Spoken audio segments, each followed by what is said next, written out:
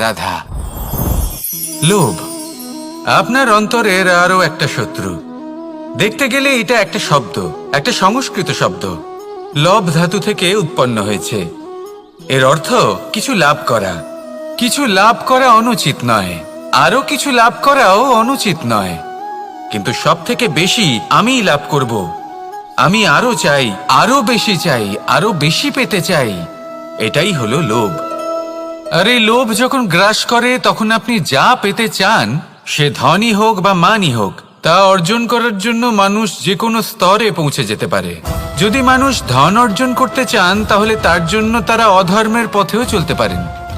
যদি সম্মান অর্জন করতে চান তাহলে অন্য মানুষকে ছোটও করতে পারেন। শেষ পর্যন্ত আপনার এটা মনে হতে পারে যে যদি একটু অল্পই প্রাপ্ত করতাম কিন্তু ভালোবেসে প্রাপ্ত করতাম, এই জীবন আরো অনেক বেশি সুখী হতো। লোভ আপনার জীবনে, আপনার মনে কখন যে প্রবেশ করবে সেটা আপনি জানতেও পারবেন না।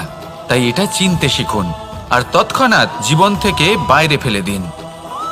যা কিছু লাভ করতে চান তা ভালোবেসে লাভ করুন, আর সেই ভালোবাসার সাথেই বলুন রাধা রাধা।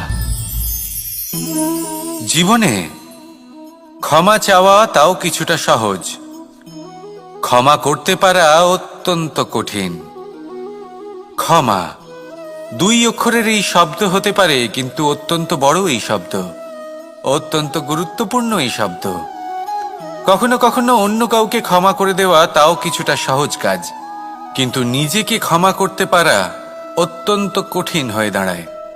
অতীতে যদি আমাদের এমন কোনো ভুল হয় যে কারণে আমরা নিজেকে ক্ষমা করতে পারি না, অনেক সময় এমন কিছু ভুল করে বসি যে বিষয় শুধু আমরাই জানি, কিন্তু আমরা নিজেকে ক্ষমাই করতে পারি না, আর আমাদের বিকাশ সেখানে স্তব্ধ হয়ে যায়।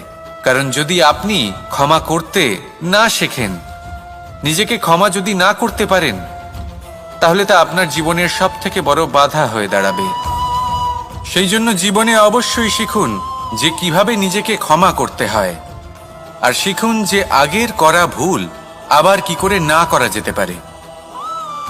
এই মন হালকা হবে আর প্রসন্ন হয়ে বলবে রাধা রাধা।